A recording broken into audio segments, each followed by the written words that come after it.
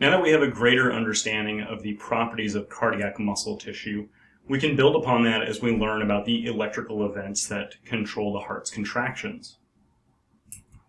The heart has the ability to generate its own electrical impulses that will stimulate its contractions. It has the ability to depolarize, that is, the cell membrane voltage will change from a negative resting membrane voltage and move towards zero, and then it will also contract without stimulation from the nervous system. However, we see that both heart rate and the force of contraction do have the ability to be altered by the autonomic nervous system. The sympathetic branch of the autonomic nervous system will tend to increase both heart rate and increase the force of contraction. Meanwhile, the parasympathetic division of the autonomic nervous system will function to slow heart rate. Approximately 1% of the cardiac tissue is a specialized tissue that is called myocardial conducting tissue. This is tissue that is similar to nervous system tissue and is described as autorhythmic because it has the ability to set its own baseline frequency for firing impulses, and that is going to stimulate the contractions of the heart. So these structures that are composed of the autorhythmic tissue are collectively referred to or described as the intrinsic conduction system. So this diagram here shows that the central nervous system does have influence over the heart rate and the force of contraction. The parasympathetic division of the autonomic nervous system, which is shown here in the purple neurons, has the ability to decrease heart rate, and these signals are sent to the main pacemaker cells of the heart through a nerve called the vagus nerve. The sympathetic division of the autonomic nervous system will function to increase heart rate and force of contraction. These signals are delivered directly to the pacemaker cells of the heart through neurons and nerves that are relayed through the spinal cord. The intrinsic conduction system within the heart is composed of the following structures. The first is the sinoatrial node, which is located in the upper aspect of the right atrium. And this node functions to generate impulses, that is, depolarizations, at a rate of about 75 times per minute, which approximately corresponds to a single impulse every 0.8 seconds, or every 0.8 of a second. The sinoatrial node will stimulate the atria to contract, and it will also stimulate another structure called the atrioventricular node. The atrioventricular node is the second structure of the intrinsic conduction system, and it is located in the lower aspect of the right atrium, approximately near the right atrioventricular valve, and the atrioventricular node will stimulate the ventricles to contract. Connected to the atrioventricular node is a nerve-like structure that is called the atrioventricular bundle, which is also called the bundle of His. This structure is found in the upper aspect of the interventricular septum. The AV bundle, as it continues down towards the apex of the heart, will branch into the left and right bundle branches. And as the bundle branches fan out through the right and the left ventricles, they become structures that are referred to as the right and left subendocardial conducting network, which are also called the right and left Purkinje fibers. The sinoatrial node sets what is referred to as sinus rhythm. Now, this is the rhythm that sets the pace for the entire heart, and for this reason, the sinoatrial node is often referred to as the pacemaker for the heart. Sinus rhythm is, on average, a structure that fires 75 impulses per minute, and therefore sets the resting heart rate at 75 beats per minute. So the sinoatrial node, as we saw previously, will stimulate the atria to contract, but it also stimulates the atrioventricular node, and the atrioventricular node is the node that's going to stimulate the ventricles to contract. However, when the atrioventricular node is stimulated, it does not fire instantly. There is a brief delay between when the AV node is stimulated and when the AV node actually depolarizes. And this delay is typically about 1/10 of a second, or 0.1 seconds. which gives the atria time to fully contract and pump their blood into the ventricles prior to the ventricles contracting. Occasionally, areas of the heart will initiate an impulse that will cause a premature or out-of-sync contraction.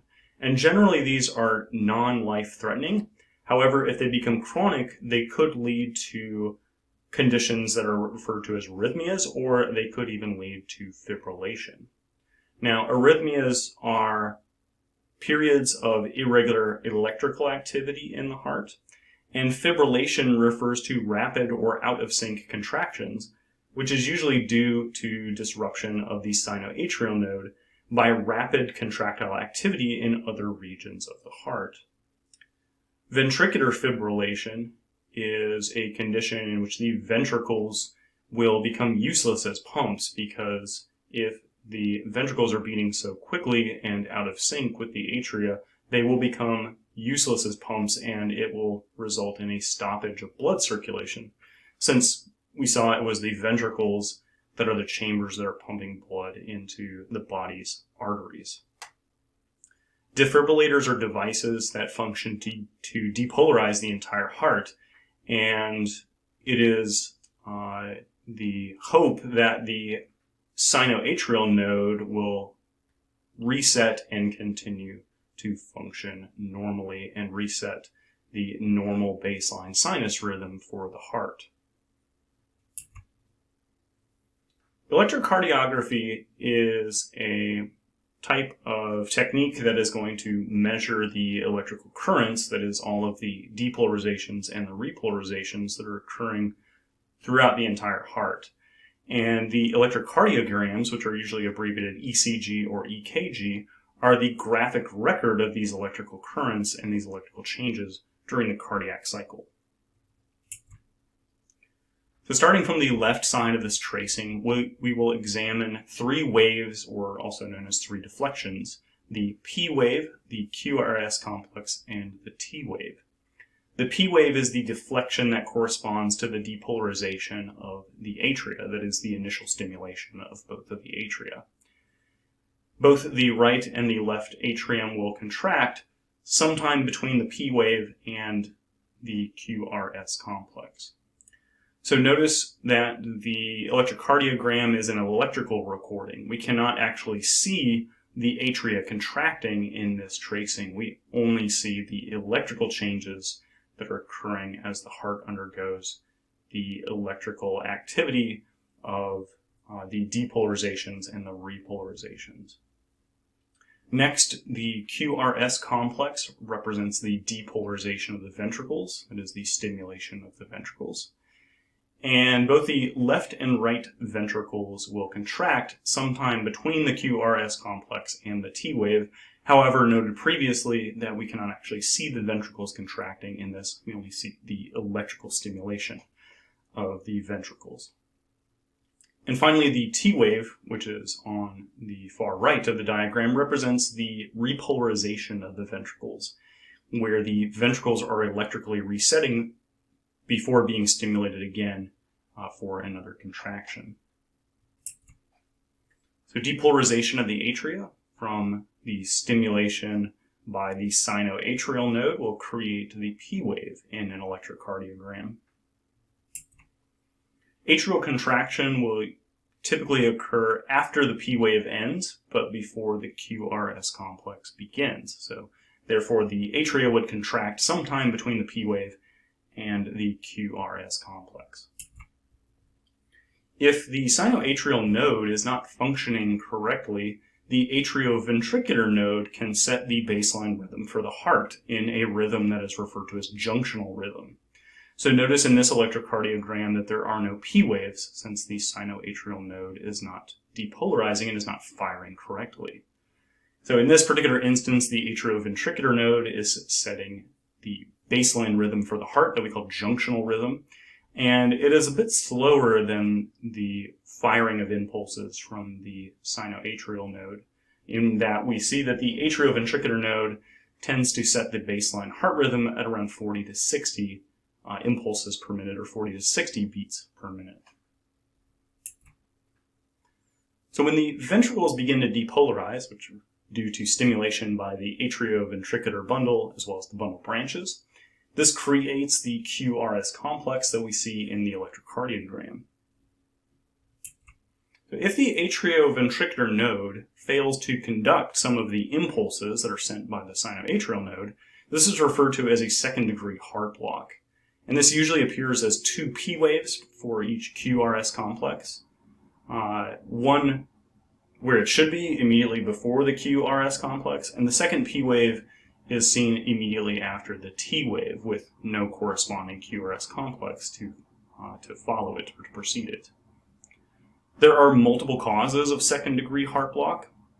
These causes include reversible ischemia, which are reversible periods of low blood flow to the heart muscle, typically due to blockages in the coronary circulation by things like atherosclerosis. Second-degree heart block can also be caused by myocarditis, which is an infection of the heart, or they could be caused by medications that slow the atrioventricular node, medications such as beta blockers, which are medications that are designed to help treat arrhythmias. So we see that the ventricles will contract immediately after the QRS complex, but before the T wave. Atrial repolarization is present, however, it is not visible in the electrocardiogram simply because the QRS complex is such a large electrical signal that it masks the atrial repolarization signal.